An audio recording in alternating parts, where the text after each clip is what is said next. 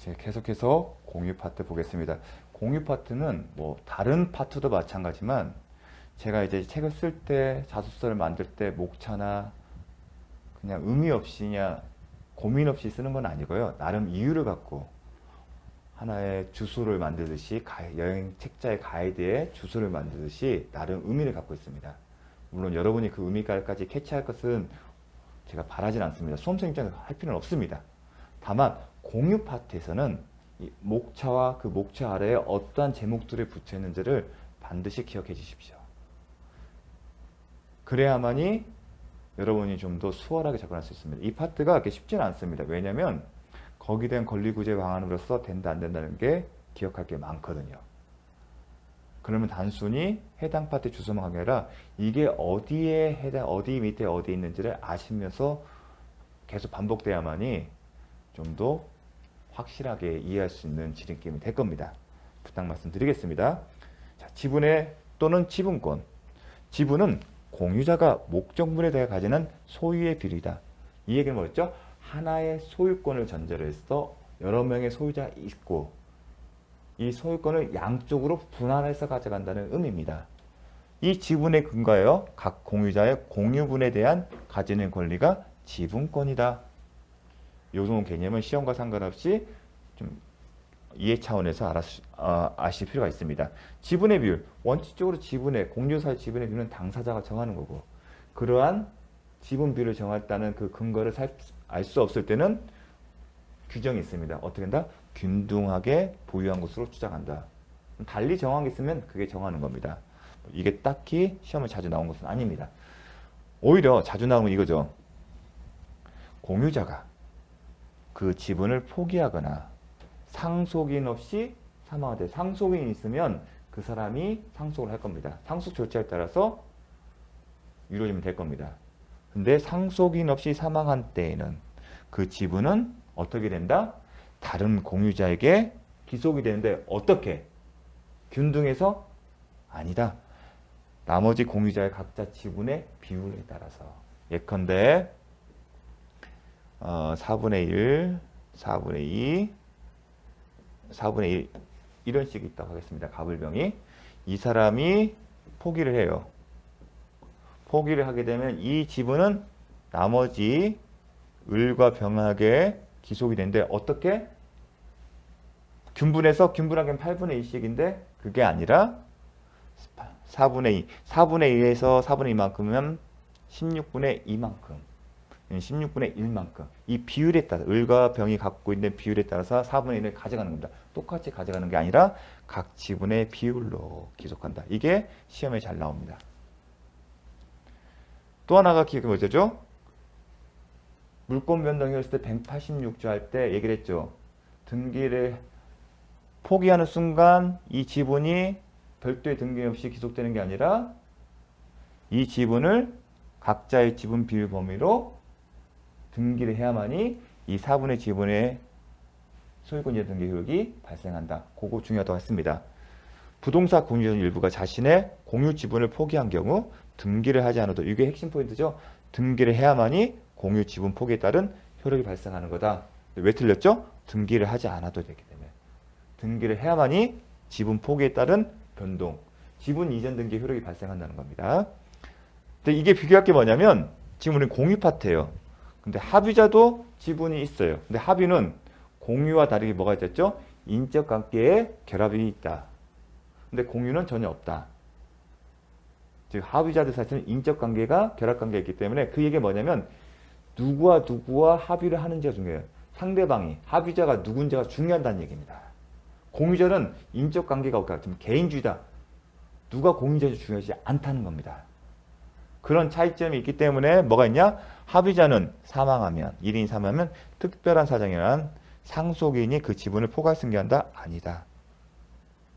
합의자는 동업계약을 생각하십시오. 합의하면 동업계약 그리고 조합이다. 동업계약 조합이다. 동업계약 때는 항상 현금과 같은 어떤 재산을 출자를 합니다. 그리고 공동 경영의 목적은 동업이라는 것은 어떤 공동 경영을 통해서 이익을 창출하는 겁니다. 따라서 동업자가 누구인지가 중요합니다. 그렇죠. 그걸 생각하시면 아, 특별한 사정이 없는 승계되지 않는다. 특별한 사정이 뭘까요? 동업자들 사이에 우리 자식들만큼은 승계를 하자. 그런 약정들입니다. 그래서 요걸 비교하는 관점에서 잘 나옵니다. 이것도 자주 출제되는 지문입니다. 지분권의 내용.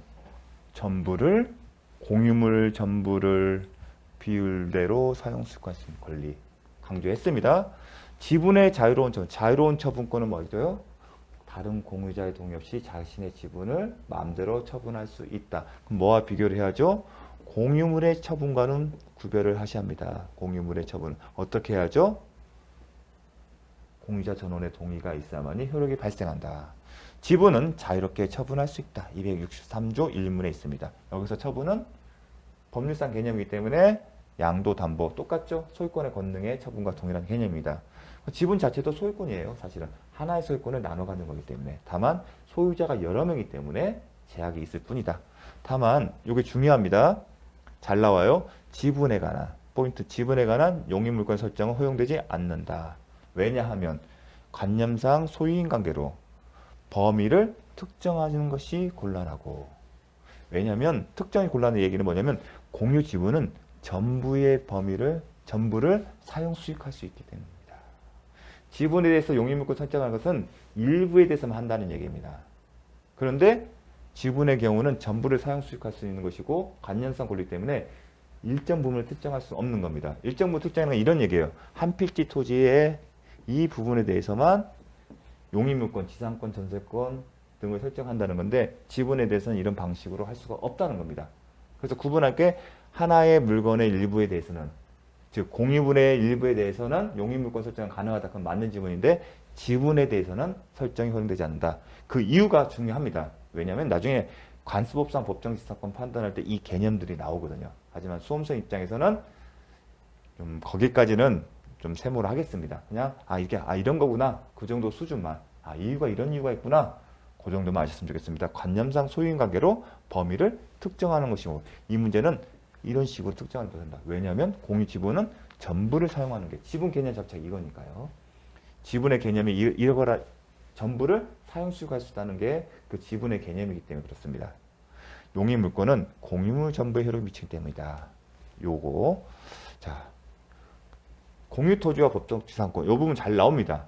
결론을 잘 아셔야 돼요. 어떤 경우냐, 갑과 을이 공유하고 있어요. 토지를. 그 위에 갑이 단독으로 건물을 소유하고 있습니다. 이러한 상황에서 어떤 일이 발생하냐면 갑이 자신의 토지에 관한 공유 지분을 병에게 매각했어요. 그래서 병, 을, 갑이 있어요. 이러한 경우에 병의 입장에서 보게 되면 소유자가 다르죠. 병의 입장에서 보는 거예요. 소유자가 다르면 항상 제가 뭐 생각했죠? 이 토지를 사용할 권리가 있는지를 살펴봐야 한다.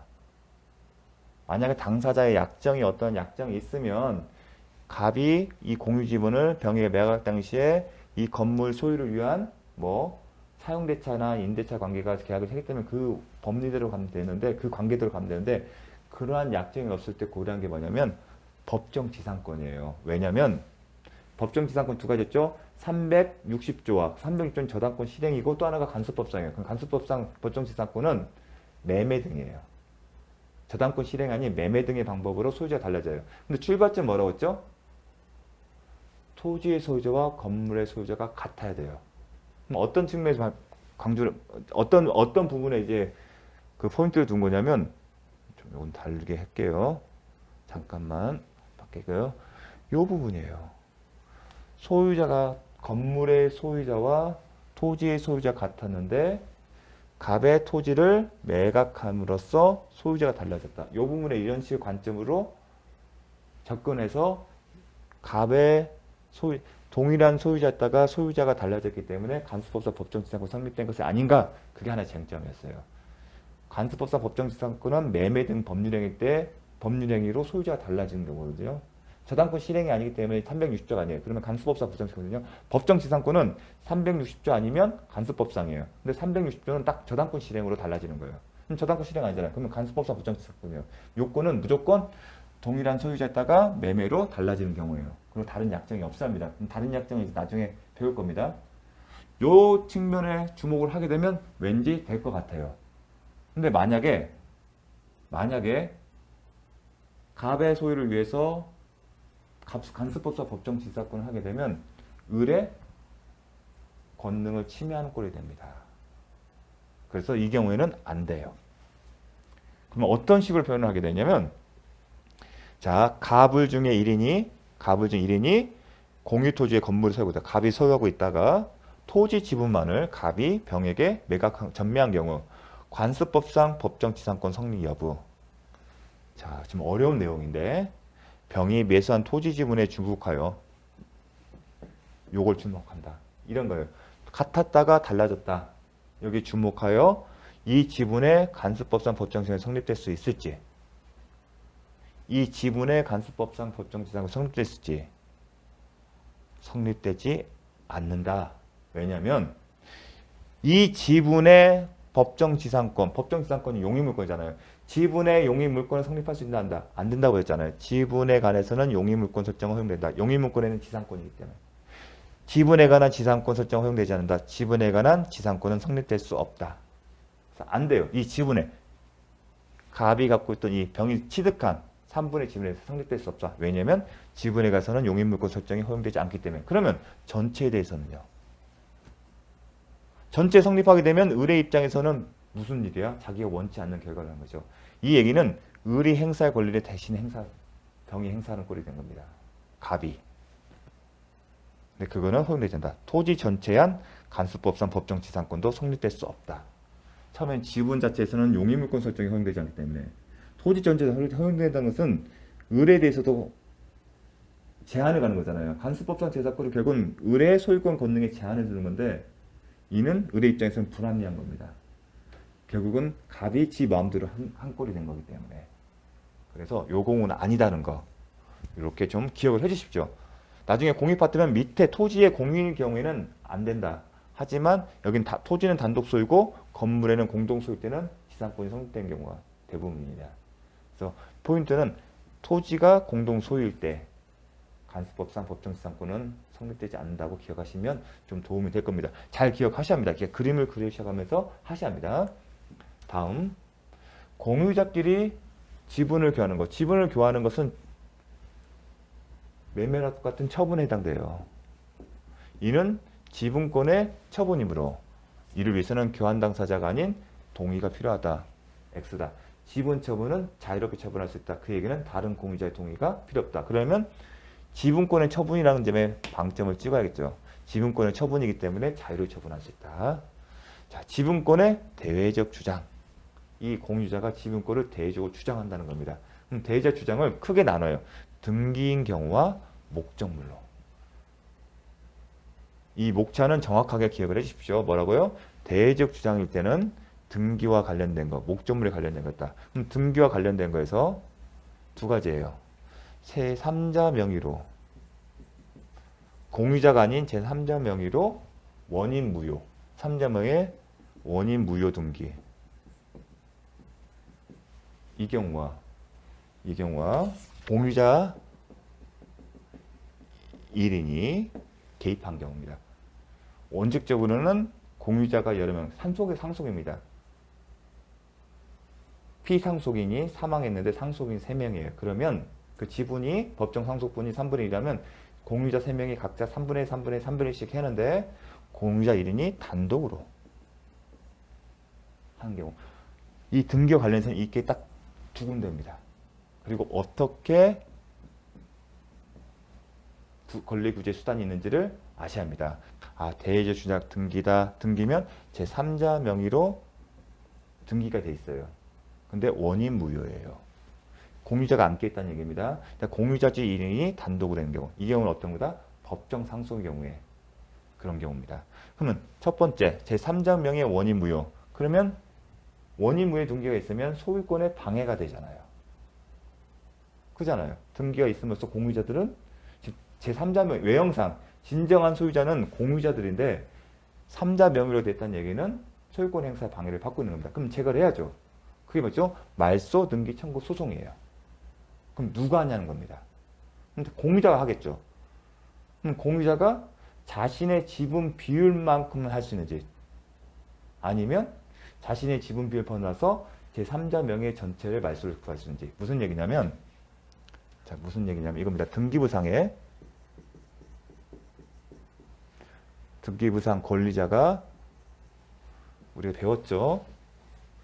여기가 있는데 갑 3분의 1, 을 3분의 1, 병 3분의 1 이렇게 공유 이렇게 써 있어요. 공유자, 제가 지금 판서를 좀 깔끔하게 하는데 양해 말씀 구하겠습니다. 갑, 을, 병 3분의 1씩 돼 있었어요. 근데 제3자가 서류를 위조해서 등기를 했어요. 매매. 그런데 이게 위조였어요. 배웠잖아요. 등기 원인이 무효다. 그럼 이 등기는 효력이 있다 없다? 효력이 없죠. 효력이 없어요. 그러면 진정한 소유자는 누구예요? 갑을병이겠죠.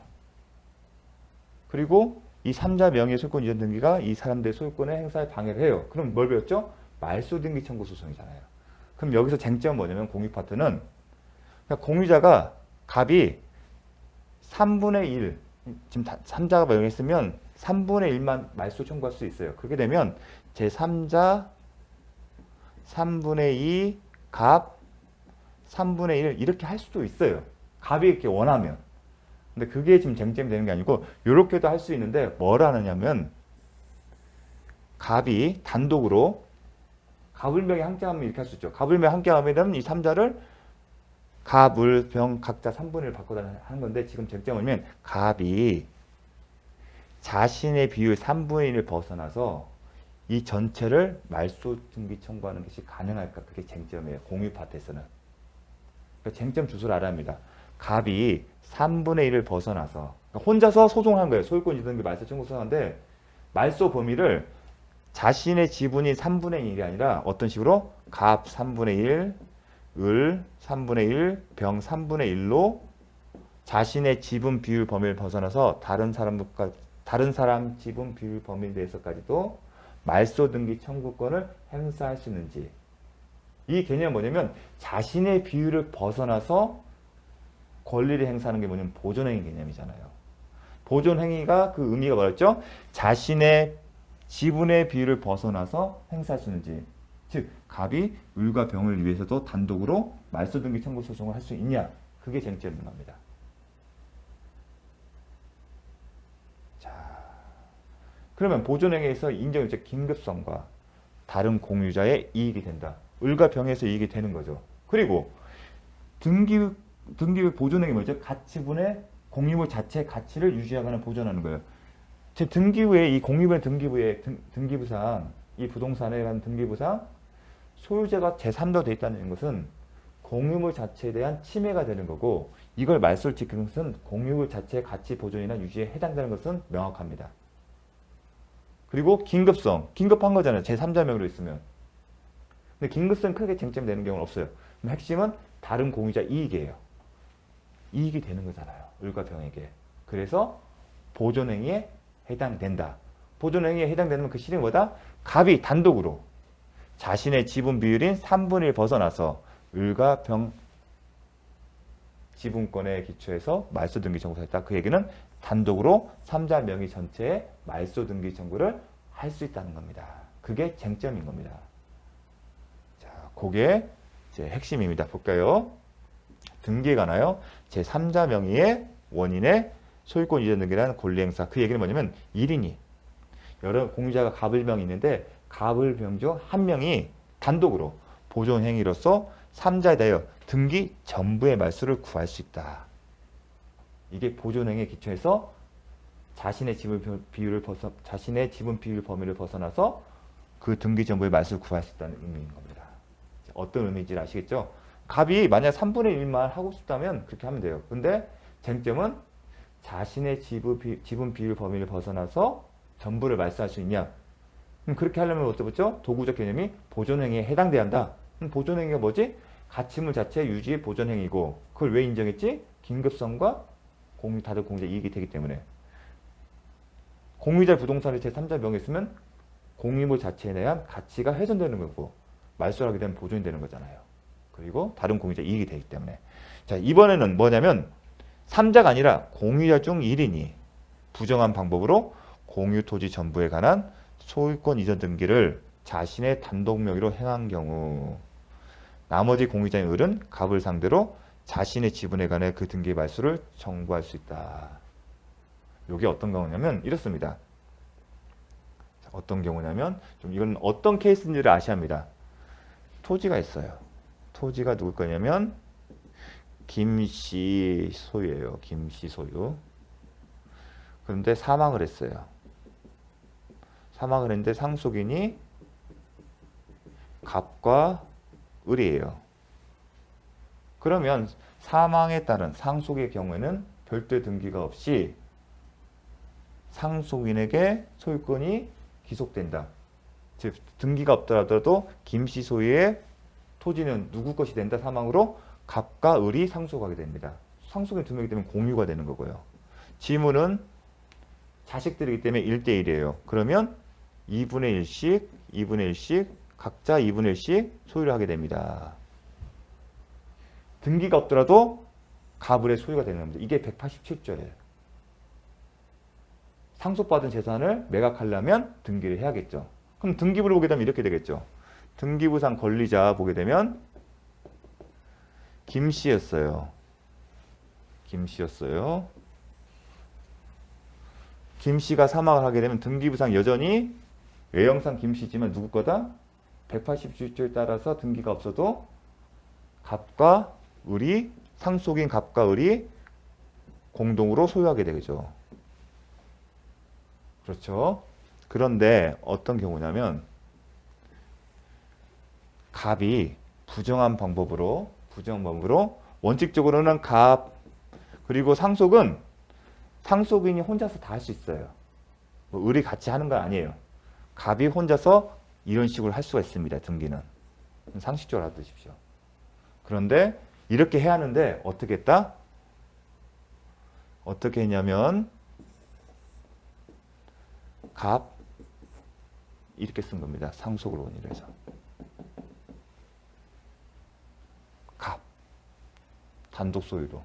원래는 이렇게 됩니다. 등기가 없어도 지금 갑을 거예요. 근데 갑이 단독으로 자신이 단독으로 소유한 것처럼 부정한 방법으로 만들었어요.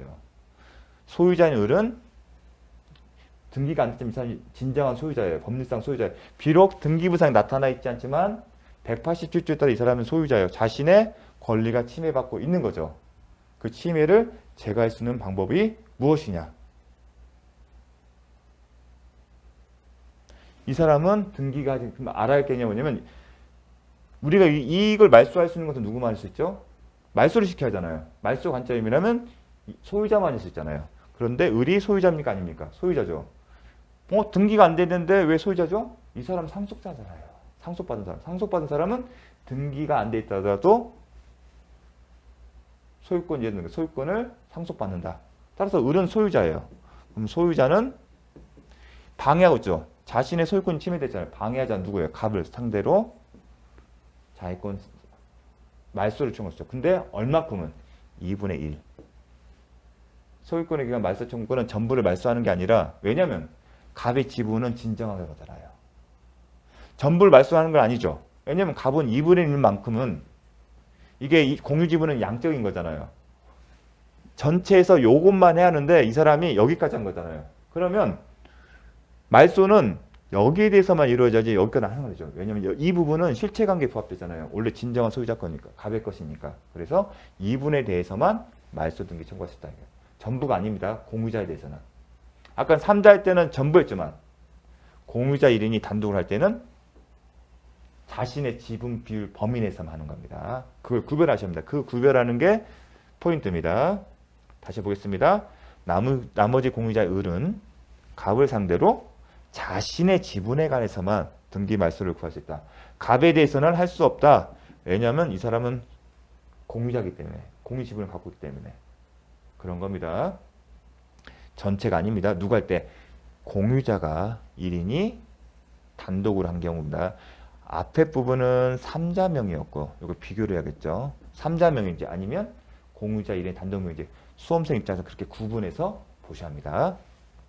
자, 케이스를 드는 이유가 지금 이해를 위해서 하는 겁니다. 이제 목적물에 관하여.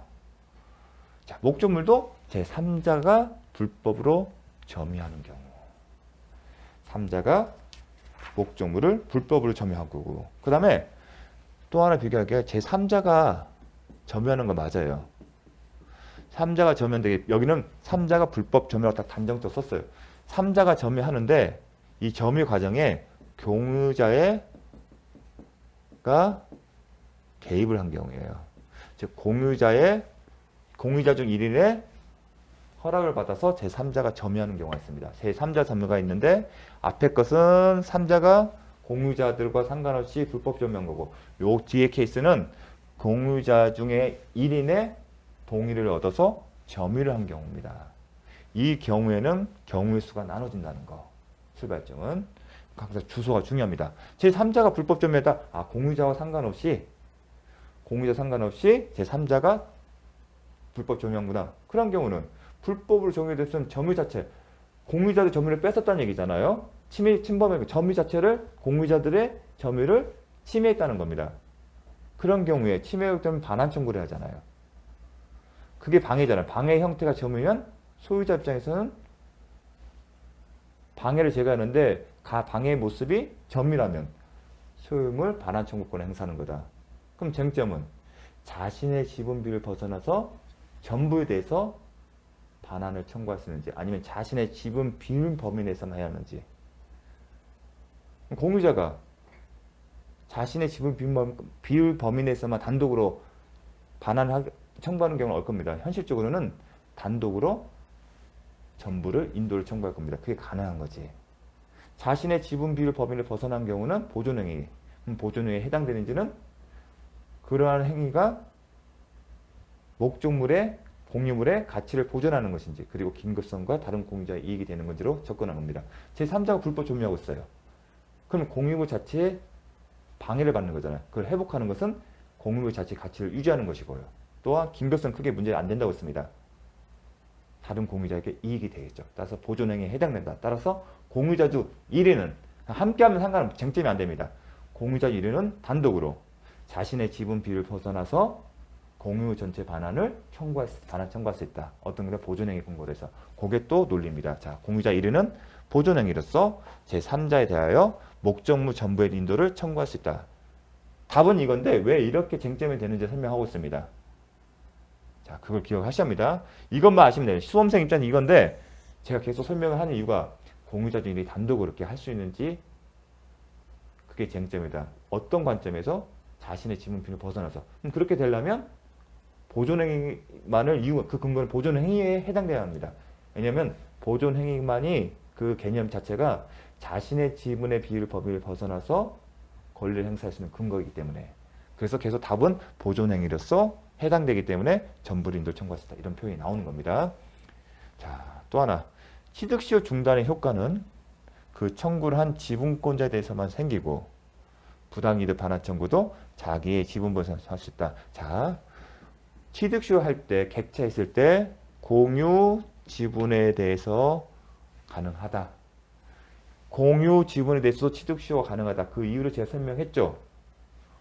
공유물에 대해서 갑과 을이 공유하는 토지를 병이 점유하고 있어요. 그러면 갑과 을은 이 방해를 제거하겠죠. 그런데 갑, 을이 두 사람 다 병을 상대로 해서 반환 청구를 한 게 아니라 갑을 중 한 명만이 보존행위 근처에서 반환 청구를 한 거예요. 그런 경우에 취득시효 중단 누구한테만 있다? 재판상 청구를 통해서 권리를 행사한 사람. 그 얘기는 그 권리를 행사하지 않은 사람에 대해서는 취득시효가 중단되지 않기 때문에 요건을 갖추면 전부 취득시효가 완성되고, 그 결과 병은 전체가 아닌 지분에 대해서만 취득시효가 완성되기 때문에 공유 지분에 대해서도 취득시효의 객체가 된다. 그런 표현이 나왔다는 거 다시 한번 기억해 주십시오. 그 출발점은 취득시효 중단 요건. 그 취득시효 중단은 점유 상태를 파괴하는 거잖아요. 지분권자에 대해서만 생긴다. 이 표현이 되게 중요합니다. 따라서 공유지분은 점유취득세에 격차된다. 그다음 부당이득 반환 청구는 보존행위가 아니다. 왜냐면 가치 공유물 자체의 가치를 보존하는 문제가 아니라 이해관계 조정의 문제죠. 그렇죠? 그렇기 때문에 그 얘기는 보존행위에 해당되지 않기 때문에 자기 자신의 지분에 대해서만 행사할 수 있다. 왜냐면 불법 점유를 하잖아요. 불법 점유를 하게 되면 그 점유 자체에서 권능의 소유자들의 사용 수익을 침해하는 거고 그 사람은 손해에 상응해서 불법 점유자는 이익을 취득하죠. 이익은 바로 토지 사용. 토지 사용 이익은 월차임. 그러면 공유자들은 자신의 권리가 침해됐기 때문에 불법 행위든 부당이득 반환 청구할 수 있습니다. 그때 자신의 비율만큼 청구할 수 있는지 아니면 자신의 비율을 넘어서서 공유자 전원에 만약 그게 300만 원이라면 300만 원이고 갑을 병이 있다고 하고 3분의 1이에요. 부당이득 반환 청구할 때 자신의 것만 하게 되면 100만 원만 청구하고 보존행위에 해당되면 갑이 단독으로 300만 원 청구할 수 있다는 거예요. 그런데 부당이득 반환 청구는 보존행위가 아니기 때문에 자기 자신의 지분 비율, 즉 3분의 1이라면 부당이득은 300만 원을 기준으로 해서 3분의 1에 해당되는 100만 원만 청구한다는 겁니다. 그런 개념. 제3자가 공유토지 위에 무단으로 건물을 신축한 경우 공유자 중 1인은 특별한 사유가 없는 한 자신의 지분에 대응하는 비율이 안 돼. 자신의 지분 비율 범위 내에서 손해배상을 청구할 수 있다. 손해배상 청구는 보존행위에 해당되지 않기 때문에 자기 자신의 지분 범위 내에서만 청구하지 자기 자신의 지분 비율을 넘어서 전체를 청구할 수 없다. 타인의 지분에 상하는 약간 손해가 300만 원이다. 그러면 100만 원만 청구하지 300만 원을 청구할 수는 없다. 그 얘기입니다. 그 논거는 보존행위가 아니기 때문에 계속 나오죠. 보존행위가 해당되지 않느냐 그 논의 시립. 그걸 정확하게 기억해 주셨으면 좋겠습니다. 중요합니다.